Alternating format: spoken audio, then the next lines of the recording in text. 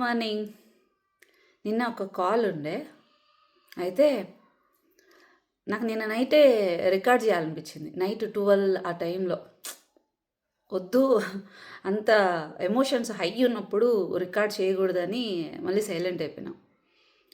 Actually calls వచ్చేసి 9 మరీ worst ఫేజ్లో ఉంది. అపాయింట్మెంట్స్ కావాలి అని అంటున్నారు. చాలా ఇబ్బందుల్లో ఉంది. వాళ్ళకి అవతల హెల్త్ ఇష్యూస్ అన్నప్పుడు 10 వరకు కూడా తీసుకుంటా. అయితే ఇవాళ ట్యూస్డే ముస్లిమ్స్ది ఫెస్టివల్ ఒకటి ఉంటుంది, పెద్దోళ్ళకి పెట్టుకుంటారు. మనం సపోర్ట్ చేసే ఒక ఫ్యామిలీ ఏదైతే ఉందో కదిర్లో ఉంది. అమ్మాయి 7కే రావాలక్క మీరు అన్నారు ఫుడ్కి. సో 7కి వెళ్ళాలంటే నేను ముందు రోజే అపాయింట్మెంట్స్ అన్నీ ప్రీపోన్ చేసుకున్నా.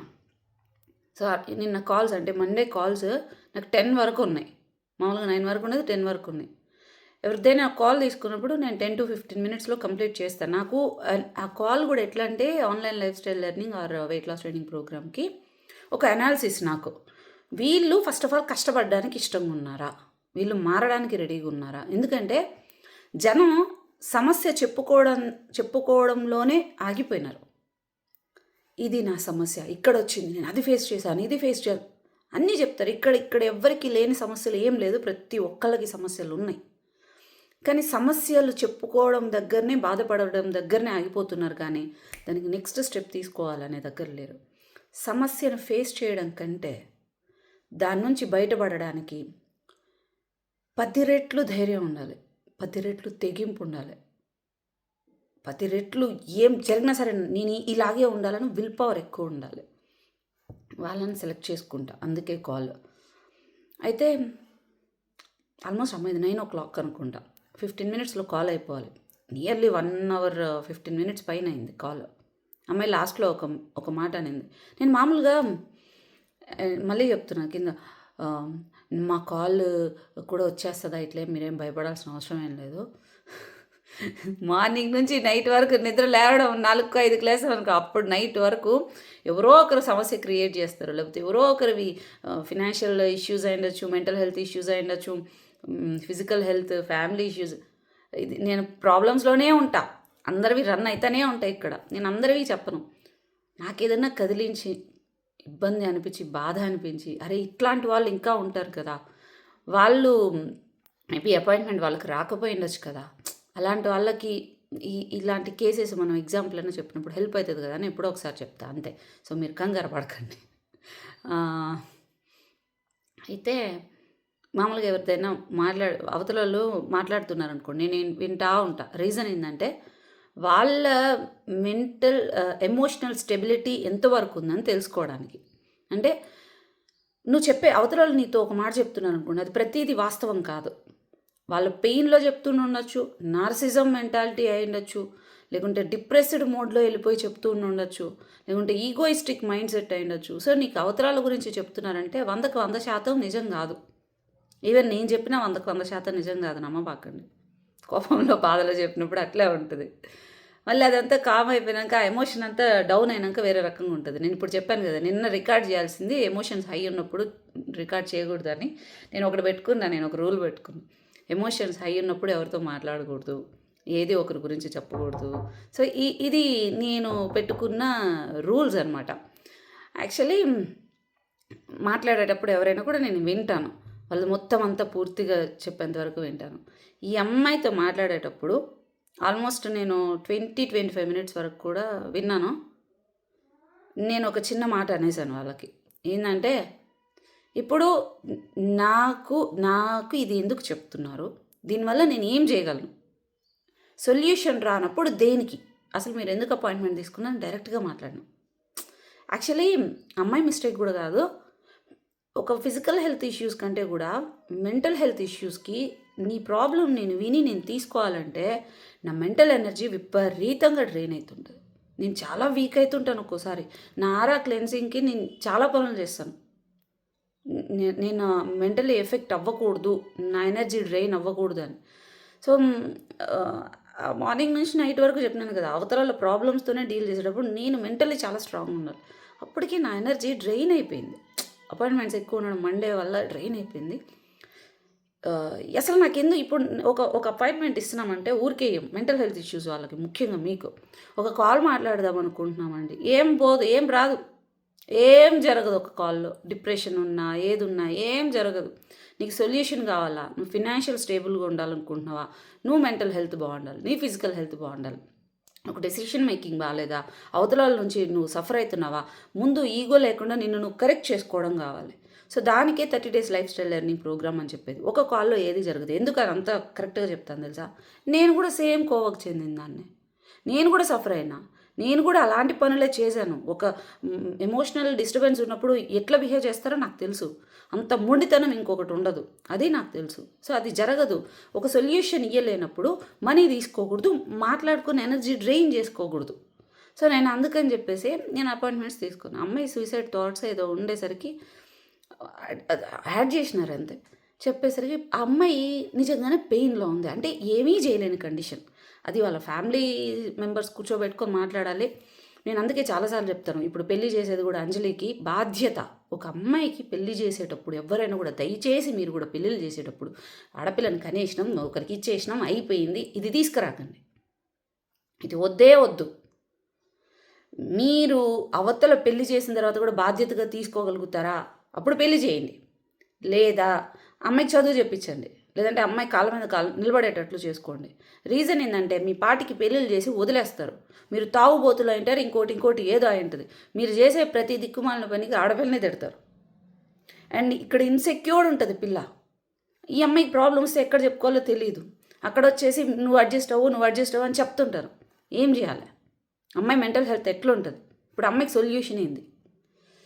నేను ఇట్లా దానికి నిజంగా నేను తీసుకోను ఒక కాల్లో అంటే, ఎందుకంటే అంత పెయిన్ నేను తీసుకోలేను. ప్రతిసారి నేను నా లైఫ్లో జరిగే చాలా వాటిని మర్చిపోవాలనుకుంటున్నాను.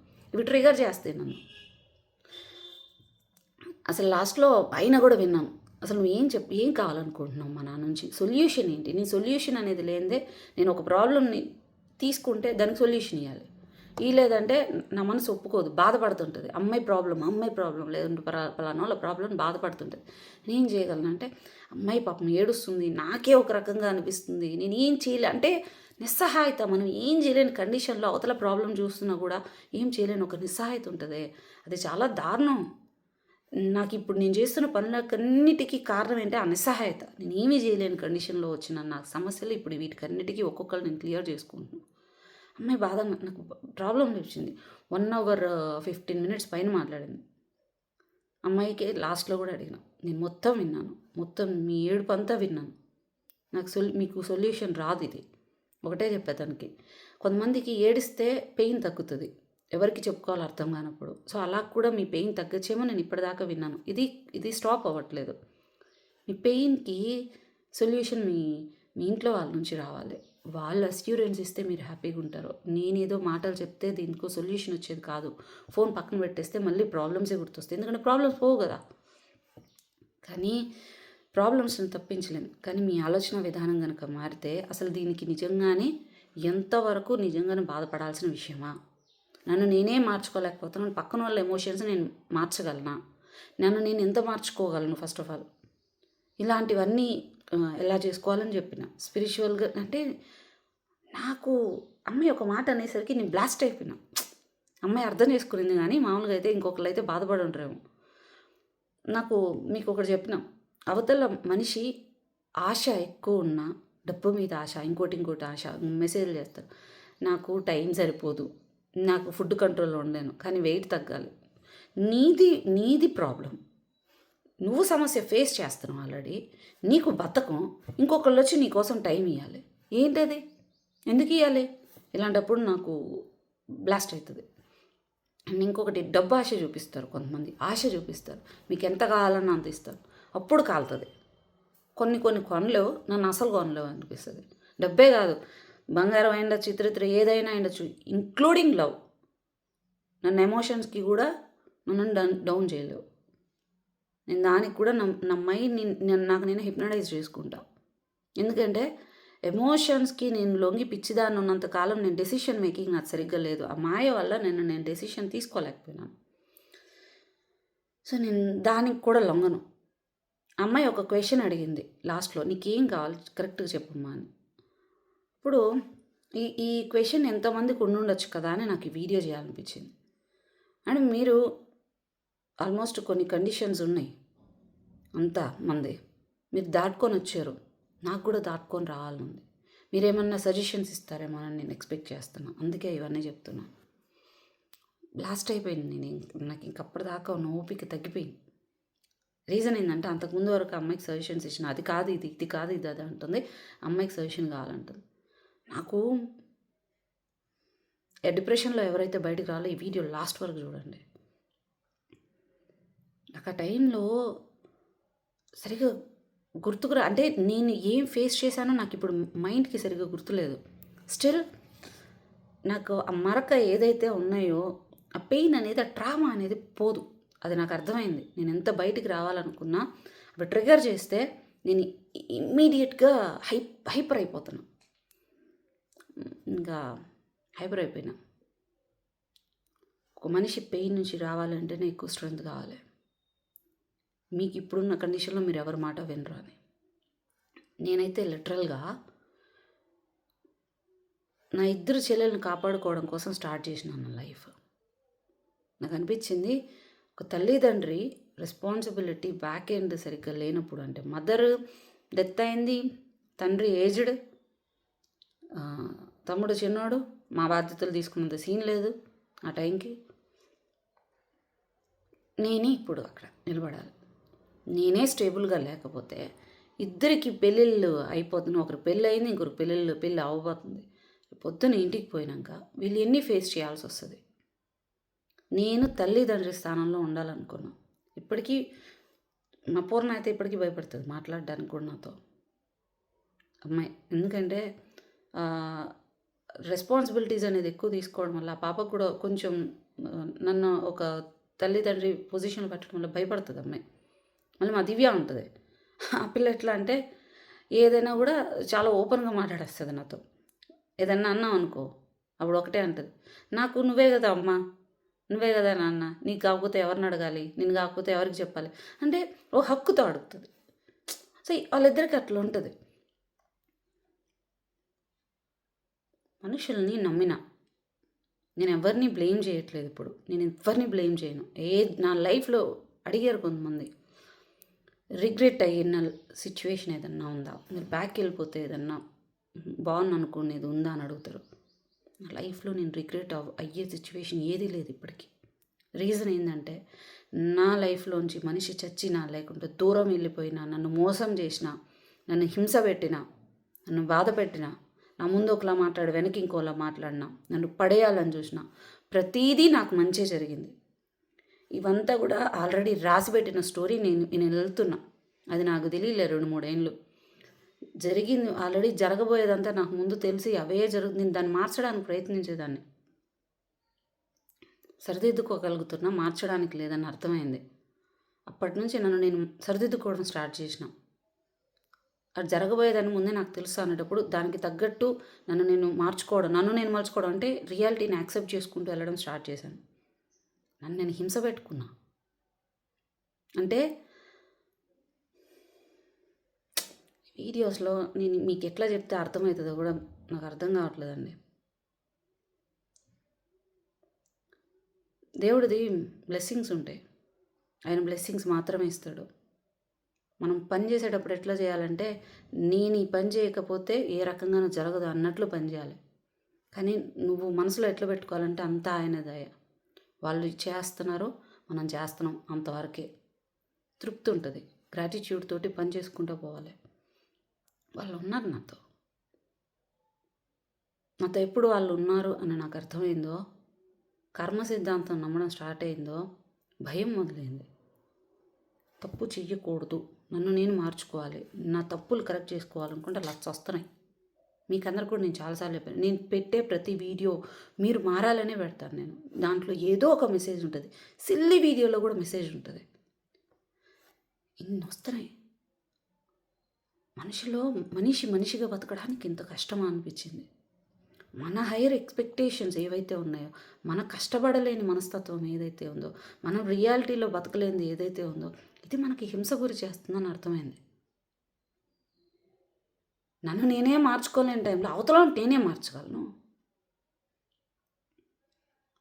నన్ను హింసించుకున్నా ఫిజికల్లీ, మెంటల్లీ. అంటే ఏది నా వీక్‌నెస్ అని అనుకుంటానో అది లేకుండా బతకడం స్టార్ట్ చేసుకోవడం ఉండేదాన్ని. నాన్ వెజ్ ఇన్ని రోజులు తినకుండా ఉండాలి. కొన్ని నెలలు సుఖమే లేకుండా, అంటే నువ్వు నేల మీదే పడుకొని అసలు నాలుకకి రుచి కూడా రానీయకుండా కొన్ని రోజులు అసలు ఎలాంటిది మీరు స్కిన్ కేర్, హెయిర్ కేర్ ఏదన్నా అసలు ఏది వాడని రోజులు. చాలా డ్రైగా అనిపిస్తుంటుంది జుట్టు అప్పుడప్పుడు. అసలు వదిలేస్తా, ఇట్లా మొత్తం వదిలేస్తా. స్కిన్, హెయిర్, శరీరం మొత్తం వదిలేస్తా. ఒక యోగిలాగా ఇంటర్నల్గా ఉండడానికి ప్రయత్నిస్తా. బయట నుంచి నేనేం ఫీల్ అవుతున్నానో అందరికి చెప్పడానికి ప్రయత్నించిన నా వాళ్ళకు కూడా. వాళ్ళు భయపడ్డారు. ఈ అమ్మాయి స్పిరిచువల్కి హైకి వెళ్ళిపోతుంది, లైఫ్ ఎంజాయ్ చేయాలి తిను అనేదానికి. వీళ్ళకి చెప్పాల్సిన అవసరం కూడా లేదనుకున్నాం. ఫిజికల్గా వాళ్ళ నీడ్స్ ఏమున్నాయో వాళ్ళని ఫిల్ చేసుకుంటూ సరౌండింగ్స్లో ఇంటర్నల్గా నా సోల్ ఏదైతే ఉందో దానికి సాటిస్ఫై చేసుకుంటూ వచ్చే పనులు స్టార్ట్ చేశాను. స్టబర్న్ నేను చాలా. నువ్వు నన్ను మోసం చేయలేవు అంత ఈజీగా. నువ్వు చెప్పే ప్రతి దిక్కుమాలది నేను నమ్మను. చాలా టఫ్ ఉంటుంది నాతో లైఫ్ కూడా చాలా టఫ్గా ఉంటుంది. మీ చాలా హ్యాపీనెస్ కనిపిస్తుంటుంది వీడియోస్లో. అది నా లైఫ్లో అండ్ ఒక రోజులో మీకు చూపించేది అది 5% కూడా ఉండదు. ఆ 5% హ్యాపీనెస్కి 95% గొడ్డులాగా పనిచేస్తాను నేను. గొడ్డులాగా ఒకరు వస్తారు స్కిన్ కేర్, హెయిర్ కేర్లో, ఇదంతా ఫేకా అంటారు. ఇంకొకళ్ళు వస్తారు, మాకు అసలు రిప్లై రాలేదండి అంటారు. ఇంకొకళ్ళు వస్తారు, ఏందండి ఇది, క్లయింట్స్ని ఇట్లనే డీల్ చేసేది అంటారు. మీరు క్లయింట్స్ అనుకున్నాను నేను ఏ రోజైనా? మిమ్మల్ని క్లయింట్స్ అనుకోండి, నేను అసలు ఎప్పుడో లక్షల్లో నువ్వు నన్ను తాకలేవు. మీరు బాగుండాలి. ఇక్కడ ప్రతి ఒక్కళ్ళు బాధ్యతాయుతంగా ఉండాలి. నేను ఎలా ఉన్నానో నువ్వు కూడా అలాగే ఉండాలి. ఎందుకు అంటున్నానంటే, ఇప్పుడు ఈ ఫిజికల్ హెల్త్ ఇష్యూస్ ఉండవు, మెంటల్ హెల్త్ ఇష్యూస్ ఉండవు, నువ్వు బాధపడవు, నువ్వు మోసపోవు, ఇంకొకరు మోసం చేయాలని థాట్ రాదు, నువ్వు బాగుంటావు, నీతో పాటు ఉన్న వాళ్ళని బాగా చూసుకుంటావు. ఫస్ట్ నువ్వు బాగుండాలి, నీకు ఆలోచన కలగాలి. నీకు ఆలోచన కలగడం కోసం నేను ఇక్కడ ప్యూర్గా ఉండడానికి ప్రయత్నిస్తున్నా. ఇంకా నిన్న కూడా లిస్ట్లో 3 వచ్చినాయి. ఆ 3 దాని మీద వర్క్ చేస్తున్నా. నాలో ఈ అవలక్షణాలు పోవాలి, అదే చేస్తున్నా. నేను పర్ఫెక్ట్ కాదు, నేను చాలా మిస్టేక్స్ చేసిన, దాని నుంచి నేర్చుకున్నా, రిపీట్ కాకుండా చూసుకుంటున్నా. ఎందుకంటే నాకెవరు గురువు లేదు, నాకెవరు చెప్పేటోళ్ళు లేరు. నువ్వే అందరికి చెప్పేటోళ్ళు దాని అంటారు. నేను మనిషిని, నాకు గైడెన్స్ కావాలనిపిస్తుంది. నాకు రియలైజ్ అయిన విషయం ఏంటంటే, నాకు ఎక్కడి నుంచి సహాయం రాదు. నాకు సహాయం వస్తే వాళ్ళు మునిగిపోతారు. నాకు సహాయం చేయాలనుకుంటే వాళ్ళు నాశనం అవుతారు. నేను ఇది నిజంగానే చెప్తున్నా, వాస్తవం చెప్తున్నా. ఎందుకు నువ్వు డిపెండెన్సీ కావు, నువ్వు స్టబర్న్ ఉంటావు అంటే, మీ మంచి కోసమే నేను మీ మీద డిపెండ్ అవ్వను. నాకు నేను ప్రయత్నం చేసేది 100కి 200 రెట్లు కలిసి వస్తుంది, అన్నీ జరుగుతాయి. ఎప్పుడైతే నీ మీద నేను ఎమోషనల్గా, ఫిజికల్గా వీళ్ళు లేకపోతే నా వల్ల కాదు బాబోయ్, నా బిడ్డో నాది అనుకుంటే కొలాప్స్. నేనేం సెంటిమెంట్స్ కోసం చెప్పట్లేదు. నేను ఎవరిని అబ్జర్వ్ చేయడం మర్చిపోయి నన్ను నేనే అబ్జర్వ్ చేసుకుంటూ చేయడం స్టార్ట్ చేసిన. నాకు అర్థమైంది స్పిరిచువాలిటీ అంటే మనలోని దేవుడే. ఆయన బయటికి తీసుకురావాలంటే చాలా, ఇప్పుడు ఒక మనిషి ఉన్నాడు, చక్కగా ఉంటాడు, చక్కగా 6 ప్యాక్ తోటే ప్రతి మనిషి ఉంటాడు. తిని అడ్డమైనవన్నీ చేసి కొవ్వు పెంచి పొట్టలు పెంచుతూ ఫ్యాట్ పెంచుతున్నాం. ఎప్పుడైతే ఫుడ్ కంట్రోల్ చేసి ఎక్సర్సైజ్ చేసి మంచి థాట్స్ అనేది ఉండి మన పని మనం చేసుకుంటాను, చక్కగా నిద్రపోతే కొవ్వంతా కరుగుతుంది. నాకు స్పిరిచువల్కి, ఈ ఫిజికల్ హెల్త్, మెంటల్ హెల్త్కి నాకు 2 ఒకేలానే నేను పోల్చుకోవడం చూసిన. ప్రతి మనిషి పుట్టేటప్పుడు మంచినే పుడతాడు, మంచి క్వాలిటీస్తోనే పుడతాడు. కానీ మనకు దిక్కుమాలిన ఆలోచనలతోటి, మన బుద్ధితోటి మనల్ని మనం నాశనం చేసుకుంటున్నాం. మళ్ళీ నన్ను నేను బయటికి తీసుకురావాలి. చిన్న పిల్ల, నాకు ఊహ తెలియని స్టేజ్లో నేను ఎలా ఉన్నానో నాకు ఆ మనస్తత్వం కావాలి. అవతల వాళ్ళు బాగుంటే నేను సంతోషంగా ఉండాలి, నేను బాగుండి ఇంకొక నలుగురిని బాగుండేటట్లు చూసుకోవాలి, వాళ్ళ హ్యాపీనెస్లో నా ఆనందం వెతుక్కోవాలి. చిన్నపిల్లల్లోనే ఉంటాయి ఇవి. ఎలాంటి కుళ్ళు రాకూడదు నాకు.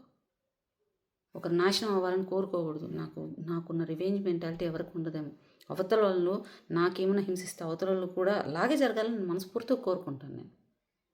ఇప్పుడిప్పుడు అలా కర్మ వాళ్ళకు కూడా వర్క్ అవ్వాలంటున్నది కూడా నాకు బాధేస్తుంది. నో, వద్దు, వాళ్ళే పోతారులే. నేను ఏదన్నా కర్మ వాళ్ళకి జరగాలనుకునేది కూడా నేను తప్పే, అది కూడా నా కర్మే. నేను ఆ క్వాలిటీ తీసేస్తానులే. అవతలలు వద్దు, హింస పడద్దు. అవతలలు మారి వాళ్ళ దరిద్రం వాళ్ళు పడని, అది వస్తుంది. ఈజీ కాదండి డిప్రెషన్ నుంచి బయటికి రావడం, ఆ సిచ్యువేషన్స్ని హ్యాండిల్ చేయడం. 6 ఏళ్ళు పట్టింది. 6 ఏళ్ళు. మనల్ని మనం మార్చుకోవడం చాలా కష్టమైన విషయం. మనిషిలా బతకడం చాలా కష్టం. నేను మీతో ఎవరితో కలవని కూడా కారణం ఏంటంటే, నీలోని ఆశ వల్ల, నీలోని దుర్బుద్ధి వల్ల, నీలోని అతి ప్రేమ వల్ల నేను హింస అనుభవించాల్సి వస్తుంది. నీ ఎమోషన్స్ని నేను రుద్దుకోవాలి, నేను తీసుకోవాలి. నా వల్ల కాదు అది. నేను ఎవరి ఎమోషన్స్ తీసుకోలేను, అంత దాంట్లో లేను. నేను ఒకటి పెట్టుకోను బ్రెయిన్లో, నాకు అది చెయ్యాలి, అలా ఉండాలి, అది కావాలి. నేను అదే దాంట్లోనే ఉన్నాను. మిగిలిన వాళ్ళ డైవర్షన్స్ నాకు వద్దు. ఉన్నది ఒక్క లైఫ్, ఎంజాయ్ చేసి పోదాం. హ్యాపీగా, మనశ్శాంతిగా, తృప్తిగా ఉండేసి పోదాం.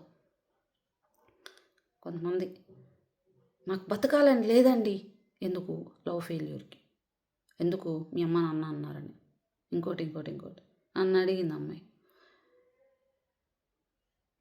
మీకు అనిపించలేదా ఒకరి ప్రేమ ఇట్లా ఉండాలి, మీ మదర్ది ఇట్లా అంతా అయిపోయిన తర్వాత ఎట్లా అంటే, నేను మా ఫాదర్నే బయాలజికల్ మదర్ అనుకుంటాను అన్న. వాళ్ళని గ్రాటిట్యూడ్గా భావిస్తాను. అన్ని ఈ ప్రపంచంలోకి తీసుకొచ్చినందుకు నేను చాలా సంతోషపడుతున్నా. నాకు జన్మనిచ్చినందుకు వాళ్ళిద్దరూ చాలా గొప్పగా నేను భావిస్తాను. రెస్పెక్ట్ఫుల్గా ఉంటాను, గ్రాటిట్యూడ్తో ఉంటాను.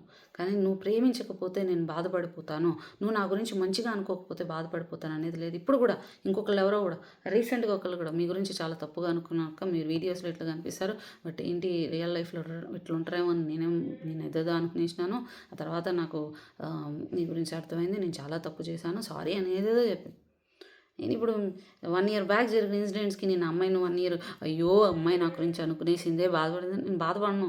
నువ్వు అనుకునేది దానికి నేనేం చేస్తా, అది మీ ఎమోషన్స్, నేను మార్చలేను.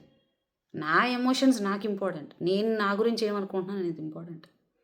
ఎప్పుడో నువ్వు రియలైజ్ అవుతావు అని చెప్పి ఇప్పటి నుంచి నేను బాధపడుతూ కూర్చోను. నేను ప్రతి ఒక్కరిని ఒప్పించుకోలేను, నాకు అవసరం లేదు. ఎదురుగా మనిషి ఉంటే బ్లాక్ చేస్తా, అంటే నేను తీసి పక్కన పడేస్తా. నా లైఫ్లోంచి ఎవరైనా పక్కకు పోతున్నారు అంటే ఖచ్చితంగా వాళ్ళ పాపం ఏదో స్పాయిల్ అయిపోతున్నారని అర్థం. ఉన్నంతవరకు ప్రొటెక్షన్ ఉన్న జోన్లోనే ఉంటున్నారు. నేను గొప్పగా చెప్పట్లేదు, మదర్ ప్రామిస్ చెప్తున్నాను, ఇది నేను అబ్జర్వ్ చేసింది. నేను కావాలనే కొంతమందిని వదలను. వీళ్ళు నా చెయ్యి వదిలితే ఇది ఏదో జరగబోతుంది, దానివల్లే కూడా ఈ చెయ్యి వదిలేయించే స్టేజ్ వస్తుంది, వదలకూడదు, ఏదో జరుగుతుంది అన్న ఒక దానికి కూడా కొంతమందిని వదలను. వాళ్ళు స్టేబుల్ అయ్యేదాకా వాళ్ళతో ఉండాలనిపిస్తుంది. కానీ కొంతమంది గొడవలు పెట్టుకోను ఏదేదో చేసాను, నేను చూస్తూ ఉంటా. నేను ఇక్కడ వరకు ఉందేమో, తర్వాత నేను మార్చలేనేమో, సరిపో అనుకుంటా. నాతో ఉన్నంత వరకు వాళ్ళు బాగానే ఉంటారు. మళ్ళీ నువ్వు మార్చుకోవాలంటే చాలా కష్టం. అది ఒక కౌన్సిలింగ్ కాల్ తోటి దేంతో అవ్వదు. చచ్చిపోతా అసలు మీ కష్టాలు ఏం తెలుసు అసలు? మసిల్ డిస్ట్రోఫీ అని ఒక కేసు ఉంటుంది తెలంగాణలో. మీకు స్వరూప అది ఆల్రెడీ కేసు తెలుసు. అమ్మాయికి యూట్యూబ్ ఛానల్ ఉంటుంది. అమ్మాయిది కాకుండా ఇంకొకరు ఉంటారు, వాళ్ళు కదలలేరు తెలుసా ఒకరి నుంచి ఒకరికి.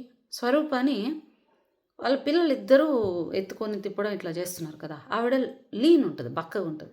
ఇంకొక అతను ఉన్నాడు గోపాల్ అని, అతను ఓవర్ వెయిట్ ఉంటాడు. 70 ఏళ్ళ ముసలావిడ థైరాయిడ్ పెట్టుకొని అతన్ని కడగడానికి కూడా, ఈవెన్ అటు ఇటు తిప్పడానికి కూడా ఆవిడే చేసుకోవాలి. ఆవిడ చేయడానికి కూడా సంతోషంగా చేస్తుంది. నేను పోయిన తర్వాత నా బిడ్డ ఏమవుతాడని బాధపడుతుంది. 50 ఏళ్ళు ఉంటుంది ఆయనకి, 40 నుంచి 50 మధ్యలో. గవర్నమెంట్ జాబ్కి సెలెక్ట్ కూడా అయినాడు. అది అప్పుడు బయటపడి, మజిల్ డిస్ట్రోఫీ కేసు బయటపడి అప్పటి నుంచి సమస్య స్టార్ట్ అయింది. వాళ్ళకి ఎలాంటి ఇది కూడా రాదు, గవర్నమెంట్ సపోర్ట్ కూడా రాదు. మెడిసిన్స్కి ఎంత అయితే తెలుసా? మెడిసిన్స్కి ఫుడ్కి ఎంత పర్ మంత్ 12,000 to 13,000. ఎక్కడ నుంచి వస్తుంది? మెర్సీ కిల్లింగ్కి వాళ్ళు అప్లై చేసుకుందాం అనుకున్నారు. TV9లో కూడా వచ్చింది. మీకు కావాలన్నా కూడా 8688092355 పెడితే నేను పంపిస్తా. తిండి తినడానికి లేదు. నా బిడ్డని నేను అటు ఇటు తిప్పలేకపోతున్నాను కూడా, నా వల్ల అవ్వట్లేదు అని ఆయనేమో నాకు ఈ ఈ ఈ శరీరం కదలలేకుండా ఇలాగ పడుకొనే ఉండి నా వల్ల అవ్వట్లేదు, నన్ను చంపేయండి అని అతను. ఇంకొకరు మంచిగా ఉన్నాడు మనిషి. కోవిడ్ వ్యాక్సినేషన్ వల్ల నిద్రలోనే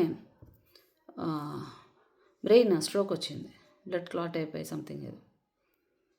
కేసు కూడా సరి గుర్తుండదు. ఇది జరిగి 2 ఏళ్ళు దాకా 3 ఏళ్ళ దాకా అయింది. నేను ఆ అమ్మాయిని కేర్ తీసుకుని సంవత్సరం నుంచే. సో నాకు చాలా కేసెస్ ఉంటాయి కదా మన దగ్గర ఉన్న వాళ్ళలో, తక్కువ ఉంటుంది మెమరీ. ఏమనుకోవద్దు, నేనేమనుకుంటున్నాను దాన్ని మాత్రమే నేను ఫోకస్ చేయగలను, మిగిలిన నేను మెమరీలో పెట్టుకుని డెలిట్. అమ్మాయి ఎంత బాగా చూసుకునేవాడో అంట ఆ అమ్మాయిని. శాలరీ వచ్చిన తర్వాత ఫస్ట్ ఆర్ఫనైజెస్కి ఇచ్చేటోడు, బాధ్యతలన్నీ కంప్లీట్ చేసినాడంట. కరెక్ట్ కూతురు భార్య బాధ్యత తీసుకునే టైంకి అతనికి అట్లా వచ్చింది. బెడ్ మీద అలా పడుకొని ఉంటాడు. ఈ అమ్మాయి అన్నీ చేసుకుంటూ ఉంటుంది. సర్జరీ చేయించినాం ఇప్పుడు. ఎవ్రీ మంత్ అమ్మాయికి గ్రాసరీస్ రెంట్ పడాలి.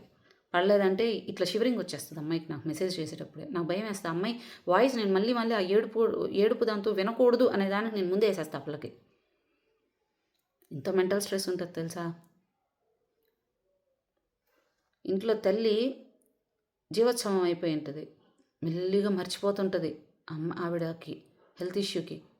తండ్రి ఏమో దూరంగా ఉంటాడు, ఆడపిల్లలు చదువుకోవాల్సిన అవసరం లేదనుకుంటాడు. 2 ఆడపిల్లలే ఉంటారు. ఆమెకి ఏమవుతుందో అని ఒక టెన్షన్, ఆమె చచ్చిపోతే వీళ్ళ పరిస్థితి ఏందో అని టెన్షన్. చదువుకు కూడా ఇంపార్టెన్స్ ఇయ్యరు.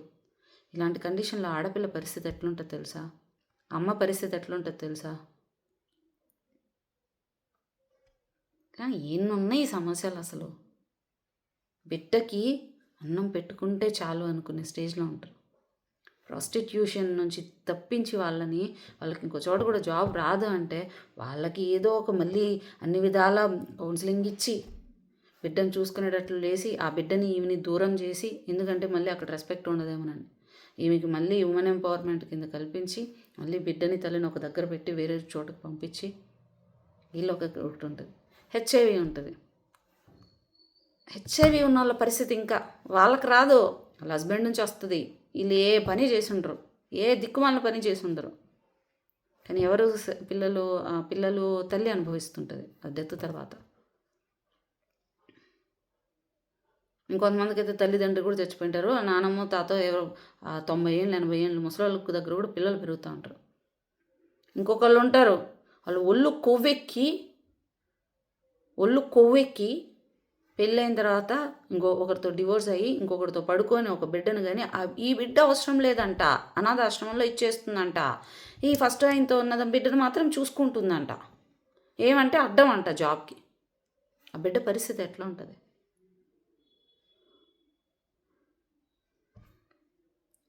కష్టాలు ఇట్లా ఉంటాయి. ఏమీ లేదండి, నాకు యాంగ్జైటీ వస్తుంది, నాకు చచ్చిపోవాలనిపిస్తుంది. దేనికి చచ్చిపోవాలనిపిస్తుందా మీకు? ఇన్ని చావులు ఈ చేతిలోంచి కాపాడలేకపోయినా, ఇదే చేతితో మళ్ళీ 100 మంది ప్రాణాలు కాపాడినా. ఈ చేతులకి ఏం సంబంధం లేదు, కానీ ఆయుష్ అనేది రాత ఉండేటప్పుడు మాత్రమే ఇది జరుగుతుంది. మా అమ్మ ఆక్సిజన్ మాస్క్ పెట్టుకొని నేను బతకాలి డాక్టర్ చెప్పింది 14-15 నిమిషాల ముందే చనిపోయిందంట. ఆవిడ ఊపిరి పోయిందంట, లాక్కొని వచ్చిందంట బలవంతాన. ఎందుకు? చిన్న బిడ్డ పెళ్ళి కోసం బాధ్యత. అప్పుడు కూడా ఆ బిడ్డ పెళ్ళి కాకపోతే ఎట్లా అవుతుందో అని బాధ్యత కోసం చనిపోయింది. మీరు నమ్ముతారో లేదో, చచ్చిన తర్వాత కూడా ఆమె బతికే ఉన్నింది. నేనే ప్రూఫ్. నేను ఆ ప్రూఫ్లు పెట్టలేను. ఆవిడ చావు తర్వాత కూడా బతికింది చూసినారా, అప్పుడు నాకు భయం వచ్చింది. ఓహో, ఇది ఇక్కడ మాత్రం మనం ఆడే ఆటలు కాదనమాట, పైన ఇంకా మళ్ళీ లెక్కలు చెప్పుకోవాలా, ఆత్మకు అంత బలం వస్తుందా, మనం తప్పులు చేయకూడదు అయితే, ఈ డబ్బు ఇదంతా వేస్ట్ అయితే. డబ్బు మీద ఇష్టమే పోయింది అప్పటికప్పుడు. నేను 5 నిమిషాలు రోజుకి సంతోషం కోసం యుద్ధం చేయాలి రోజు. ఆ యుద్ధం మీకు వీడియోల్లో కనబడదు. 5 నిమిషాలు సంతోషంగా అనిపిస్తుంది మీకు. ఈ 5 నిమిషాలు గ్రాటిట్యూడ్ ఫీల్ అవుతా, నాకు ఈ 5 నిమిషాలు ఇచ్చావు సంతోషం, థ్యాంక్ యూ, ఎంత కష్టమైనా తీసుకుంటా. నీ పని నువ్వు ఇచ్చే పని ఏదైనా చేస్తా. ఇప్పుడు ఒక్కొక్కళ్ళు వస్తుంటారు, వాళ్ళకి అందాల్సిన డబ్బు ఆయనే పంపిస్తాడు. వాళ్ళు వస్తున్నారు నా దగ్గర కంటే ఆయన పంపించేసినాడు నా దగ్గరికి. అంతే. మీరు నమ్ముతారో లేదో, డబ్బులు ఎట్లా వస్తాయో తెలియదు, నాకు వర్క్ ఎట్లా వస్తుందో తెలియదు. ఆ వీడియో ఏదో వైరల్ అయింటుంది, అప్పుడే వెయిట్ లాస్ ట్రైనింగ్స్ వస్తాయి, వాళ్ళకి డబ్బులు వెళ్ళిపోద్ది. ఇప్పటిదాకా నాకు అకౌంట్లో డబ్బులు కూడా ఉండదు. వాళ్ళు 30,000, 1,00,000, 2,00,000, 5,00,000 కూడా గారు వాళ్ళు వస్తారు పేషెంట్స్. అందుకే ప్రెషర్ తీసుకోను. నేను డబ్బులు పడేస్తా మీరు చూడండి అంటే కూడా నేను ప్రెషర్ తీసుకోను. అది ఆయన పని, ఆయన చూసుకుంటాడు, నాకేం సంబంధం, నేను పని చేస్తా అంతే, నాకు దాని మీద ఏం సంబంధం లేదనుకుంటా. మా అన్న అందరికీ కోవిడ్ వచ్చింది, మంచిగా ఉన్న మనిషి వీళ్ళందరినీ అంబులెన్స్లో తీసుకుపోయి అంబులెన్స్ కింద నుంచి బయటకు వచ్చాడు. వారం రోజులకి వాళ్ళందరూ బాగొచ్చారు, ఈయన అంబులెన్స్ కిందలోంచి శవమై వచ్చాడు. ఆర్గాన్ కోసం ఎంత ట్రై చేసినాను తెలుసా. ఒక ఆర్గాన్ పోతే ఇంకో ఆర్గాన్ ఫెయిల్ అయిపోతుంది, ఒకటి దొరికితే ఒకటి, అసలు దొరకడమే కష్టం. లివర్ ఒకటి దొరుకుతుంది, ఇంకోటి ఏదో అయిపోతుంది. సిరికి ఆర్గాన్ దొరికిందంట, ఏం కాదు నువ్వు ధైర్యంగా ఉందా అంటే నవ్వాడంట మా అన్న. అర్థమైపోయినట్లుంది వాడికి సిచ్యువేషన్. నీకు కోట్ల విలువైన శరీరం పెట్టుకొని నీకు బ్రెయిన్ పని చేస్తుంది, నువ్వు మొద్దైపోలేదు, ఇలా అయిపోలేదు, పని చేస్తుంది పెట్టుకొని ఎందుకు అంత కొవ్వు, ఎందుకు అంత చచ్చిపోయేంత ఏమొచ్చినాయి మీకు సమస్యలు? అంత పోగొట్టుకొని నేను ఎందుకు పనికిరాను. శరీరం ఉంది కదా, బ్రెయిన్ ఉంది కదా, డబ్బులు సంపాదిస్తేనే నువ్వు పనికొచ్చినావని ఎవరికి కావాలి నీకు? ఇది పలానా వాళ్ళు అడిగారనా? వాళ్ళ గురించి నువ్వెందుకు పట్టించుకుంటున్నావు?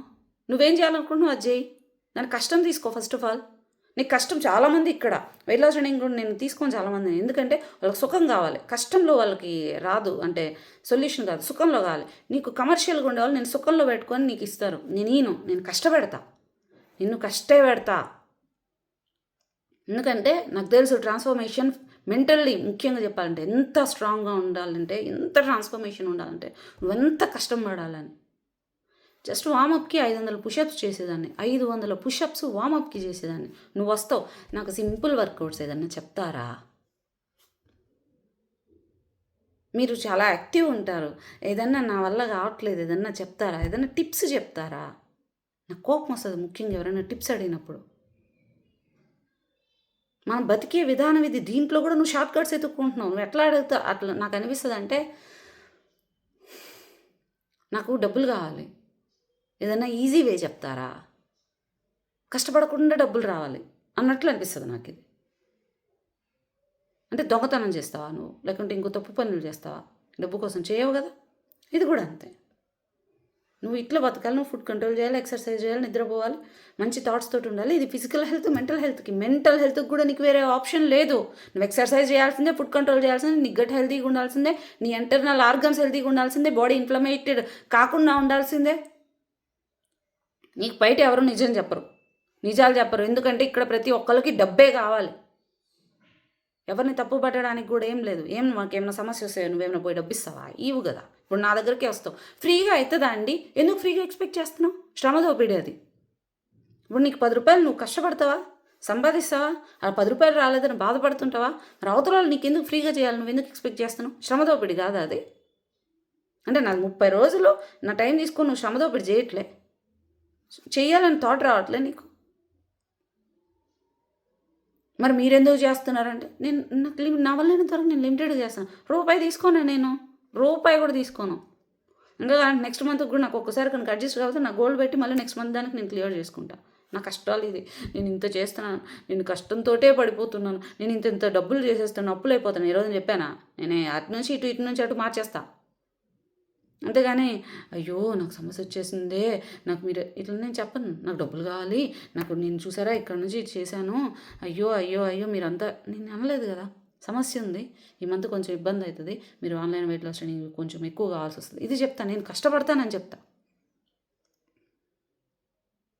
సో అవతల వాళ్ళు అది పూలదైనా ఎవరిదైనా ఏదైనా వాళ్ళ కష్టానికి తగ్గట్టు నువ్వు ఇవ్వాలి. నువ్వు మారడానికే కదా. నువ్వు ఒకరు టైం తీసుకుంటున్నావు అంటే అర్థము నువ్వు దానికి వాల్యుబుల్. అది ఆయుష్ లేక చచ్చిపోతున్నారు. ప్రాణం చాలా విలువైంది. ఆయుష్ నుంచి నువ్వు తీసుకుంటున్నావు అంటే అందులో వాల్యుబుల్ థింగ్ నువ్వు తీసుకుంటున్నావు అంటే నువ్వు ఫ్రీగా తీసుకోకూడదు, లేకపోతే నువ్వు వర్తీ అయి ఉండాలి. చాలా క్యాజువల్గా పెడతారు మీరు మెసేజెస్. వెయిట్ లాస్ నాకు ఇన్ని సమస్యలు ఉన్నాయి, అన్ని చోట్ల డబ్బులు పెట్టాను, నాకేం రిజల్ట్ రాలేదు, మీరు సజెషన్స్ చెప్పండి.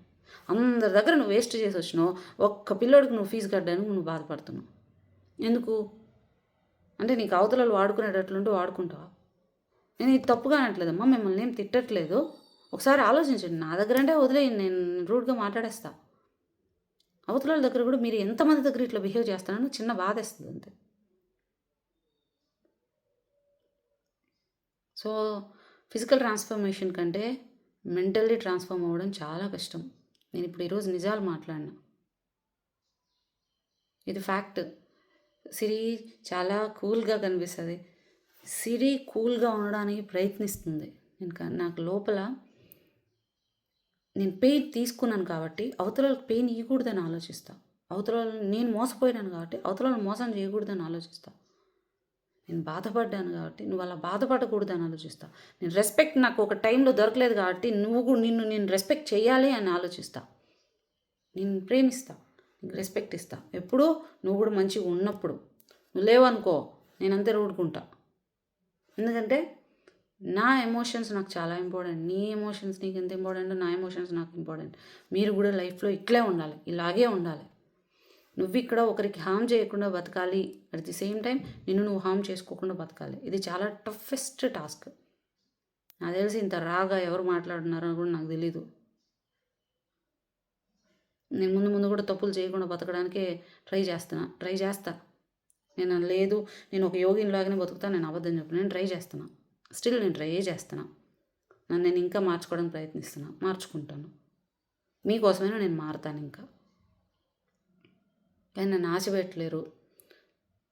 ఎట్లా ఉంటారు ఇంత స్ట్రాంగ్ అంటే అదే ఏం లేదు, డొల్ల ఈ ప్రపంచంలోనే అర్థమైపోయింది. ఒకరి కాళ్ళు చెప్పాను కదా, మార్నింగ్ నుంచి నైట్ దాకా కష్టాల్లోనే ఉంటాను నేను. అందరు కష్టాల్లోనే ఉంటా. ఒక్కొక్కరు లైఫ్ చూస్తున్నప్పుడు నాకు చెయ్యి బాగా పనిచేస్తుంది, నా కాలు బాగా పనిచేస్తుంది, నా ఆలోచనలు మంచిగా ఉన్నాయి, బ్యాడ్ థాట్స్ రావట్లేదు, గుడ్ థాట్స్ ఇస్తున్నావు. ఈ థాటే ఒకటి ఈవిల్, ఒకటి దైవం.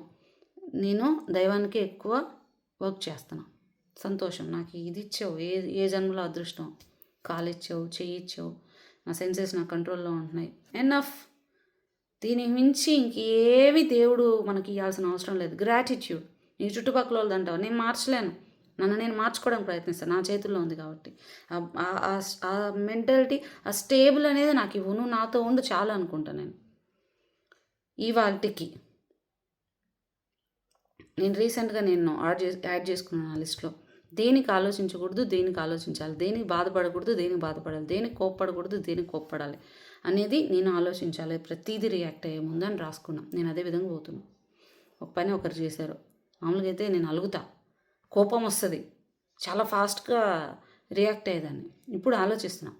ఇప్పుడు ఒక మనిషి ఇప్పుడు ఒక 3,000 4,000 నష్టం చేశాను. 3,000 4,000 నేను ఏడుస్తూ ఉండాలి, ఈరోజు మొత్తం బాధపడుతాను. నేను ఇక్కడ ఏం చేసుకుంటా కావాలంటే, అది నా చేతిలో ఉండేది కదా. ఏదో ఒకళ్ళు నన్ను ఇట్లా ఏదో అంటున్నారు, నువ్వు ఫలానా అంట. నేను ఫలానా అంటే ఇది నీ బ్రెయిన్లో ఉంది, దాన్ని నేనేం చేస్తా? దాన్ని నేను జరిగిపోయే నష్టాలను నేను ఆపలేను. కానీ నా థాట్స్ని ఆ మనిషిని డెలీట్ చేసుకోవడంలో నేను చేసుకోగలను. డెలీట్. సో నేనేం చేయగలను? నేను చాలా సిచ్యువేషన్స్ నేను లైఫ్లో మార్చలేను, కానీ నా లైఫ్లో మార్చగలిగే కెపాసిటీ నా చేతిలో ఉందంటే నేను మార్చుకుంటాను. దేనికి రియాక్ట్ అవ్వాలి, దేనికి రెస్పాండ్ అవ్వాలి ఆలోచించి చేసుకోవాలి. ఎందుకంటే మన డిప్రెషన్ టైంలోనే ముఖ్యంగా పీక్లో ఉంటుంది మన కోపం. ప్రతి దానికి రియాక్ట్ అవుతాం. అంటే ఒక మనిషి నుంచి ఒక ప్రాబ్లం వస్తుందంటే దానికి మనం రియాక్ట్ అయ్యి, రెస్పాండ్ అవ్వకుండా రియాక్ట్ అయ్యి దాన్ని ఒక 100 రెట్లు పెద్ద చేసేసుకుంటాం. మనం చేసుకునే పెంట పెయిన్లో ఉండేటప్పుడు. So calm down. ఈ నాలుక ఉందే, ఇదే కలి. నాకు ఎక్స్పెక్ట్ చేసింది నేను తిండి, ఫుడ్ బాడీకి అవసరం లేదు. మనం తినే అడ్డమైన తిండి బాడీకి అవసరం లేదు. దీనికి కావాలా సాటిస్ఫాక్షన్, దీనికి కావాలి మాట. ఇది చెప్తుంటుంది, వద్దు ఇది మాట్లాడకూడదు, ఇట్లా ఉండకూడదు, కానీ ఇది మాట్లాడేస్తుంది. మౌనంగా ఉండు, నాలుకని ఎక్కువ వాడద్దు. అది తిండిలోనూ మాటలోనూ. లాస్ట్ వరకు వింటే కింద కమెంట్ చేయి. కనీసం ఈ వీడియో వల్ల 40 నిమిషాలు నేను మాట్లాడడం వల్ల నా టైం వేస్ట్ కాలేదని నేను అనుకుంటా.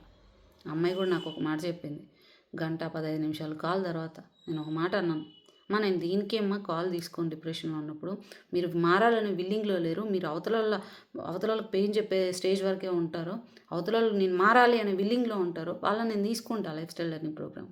కానీ ఇట్లున్నప్పుడు టైం వేస్ట్ తప్ప నేను సొల్యూషన్ లేనప్పుడు నాకు పెయిన్ మిగిలిపోద్దమ్మా, నాకు పెయిన్ తీసుకోవడం ఇష్టం లేదంటే అమ్మాయి ఒక మాట అంది. నేను మళ్ళీ 3 నెలలకో 6 నెలలకో మీకు మెసేజ్ చేస్తా, నేను మారానని చెప్తా మేడం, మీ టైం వేస్ట్ చేయను, నేను చేయలేదని మీకు నిరూపిస్తాను, నేను ఖచ్చితంగా మారుతా, నాకు మీతో మాట్లాడిన తర్వాత నాకు థాట్ వస్తుంది నాకు అని అనింది.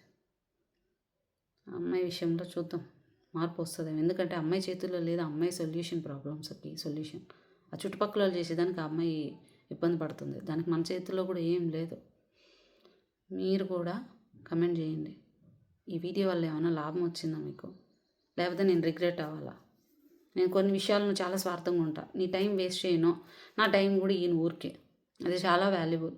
5 నిమిషాలు ఒక్కొక్కసారి అనిపిస్తుంది 5 నిమిషాలు అలా అన్నీ వదిలేసి ఇలా 5 నిమిషాలు ఇట్లా కూర్చోడానికి, 5 కూడా కాదు, ఒక్క 1 మినిట్ అయినా దొరుకుతుందని కౌంట్ చేసుకుంటా, 1 2 3. ఆ 1 మినిట్ కూడా చాలా వాల్యుబుల్గా అనిపిస్తుంది.